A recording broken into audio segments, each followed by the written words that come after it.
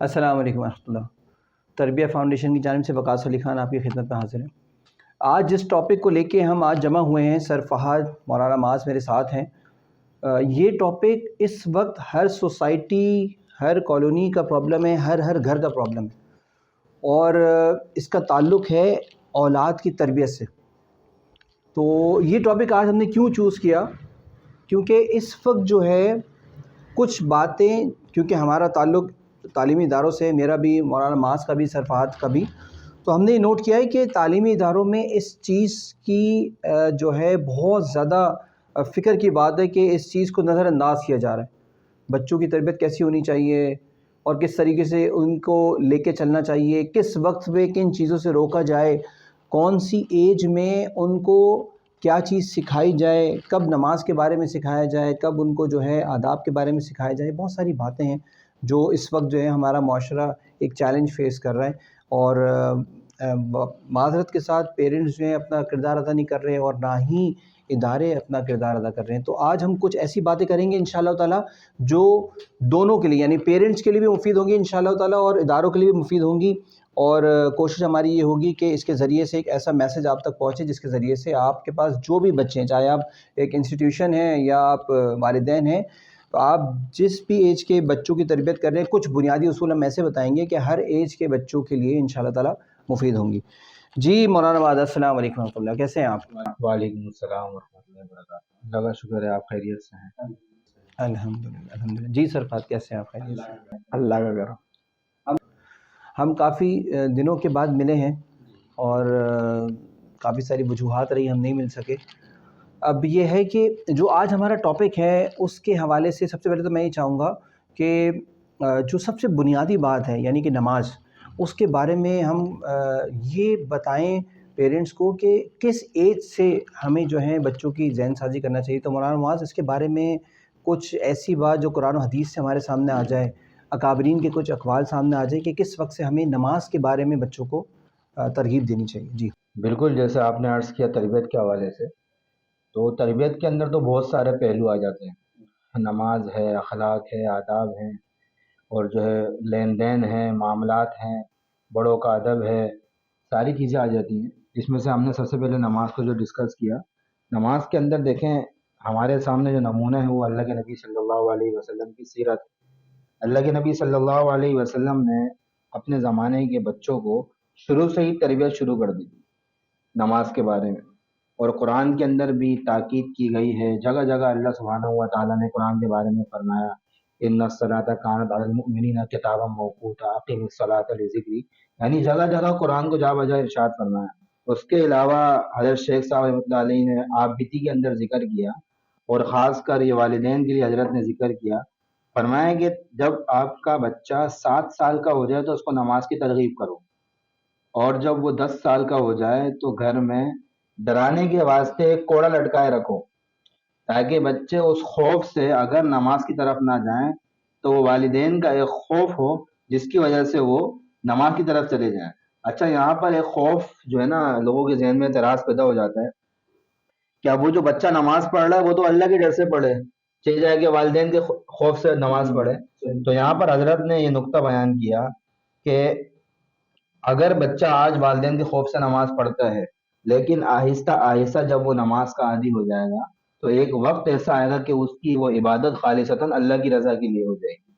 अब मसला सारा ये है कि हमारे बच्चे जो हैं माशरे के अंदर, वो बहुत सारी चीजें कर रहे होते हैं, और सियासी काम है या दूसरे कोई काम है, तो माँ बाप को उस चीज की तो बड़ी फिक्र होती है, लेकिन हमारा बच्चा फजर के अंदर सो रहा होता है घर में, माँ बाप को कोई फिक्र नहीं होती।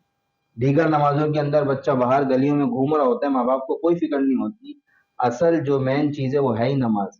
जो बच्चा नमाज पढ़ना शुरू हो जाएगा, यहीं से उसकी तरबियत का पहलू शुरू हो जाएगा। खुद ब खुद उसके अंदर जो चीज़ें जन्म लेना शुरू हो जाएंगी जिनका ताल्लुक दीन से है। तो जड़ जो है वो नमाज है।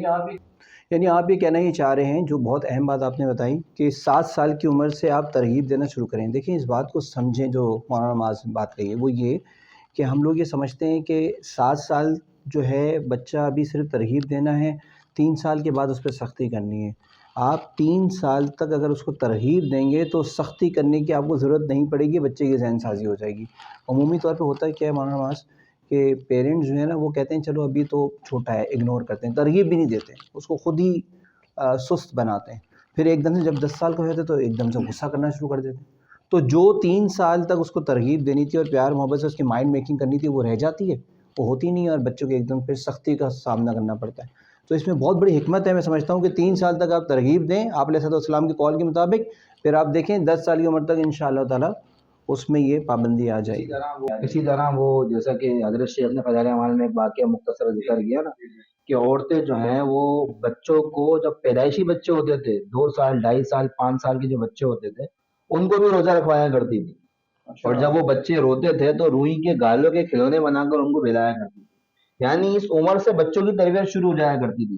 تو پھر وہی بچے آگے جا کے صحابہ بنے اور آگے تابعین تبع تابعین پھر وقت کے اولیاء بنے. کیا تھا؟ بچپن سے تربیت کی گئی. اب بچپن سے تربیت نہیں ہوتی پھر ماں باپ کہتے ہیں کہ بچہ بگڑ گیا. صحیح. جی سر فہد کیا کہنا چاہیں گے نماز کے حوالے سے؟